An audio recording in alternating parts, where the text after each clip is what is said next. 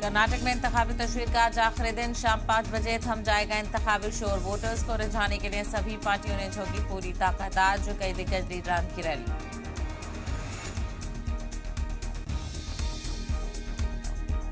कर्नाटक में कांग्रेस बीजेपी में वार और पलटवार जारी। पीएम बोले कांग्रेस का शाही परिवार मुल्क के मफाद के खिलाफ, तो राहुल ने मणिपुर तशद्दुद पर पीएम की खामोशी पर उठाए सवाल।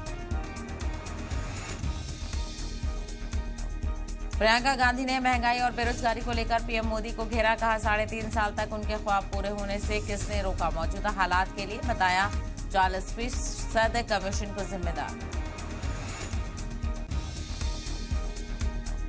राजस्थान के सीएम अशोक गहलोत का बड़ा दावा। 2020 में पायलट की बगावत के बाद वसुंधरा राजे ने बचाई थी उनकी सरकार। अमित शाह पर लगाया करोड़ों रुपए देकर साजिश करने का इल्जाम।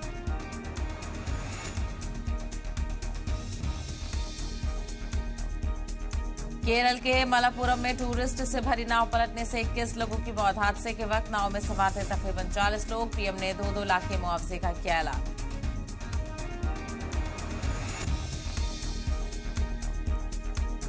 खाप पंचायतों का सरकार को 20 मई तक अल्टीमेटम। डब्ल्यूएफआई सदस्य ब्रजभूषण सिंह को गिरफ्तार नहीं किया तो होगा बड़ा आंदोलन। पहलवानों की हिमायत में आज भी जंतर मंतर पहुंचेंगे किसान और खाप पंचायत के लोग।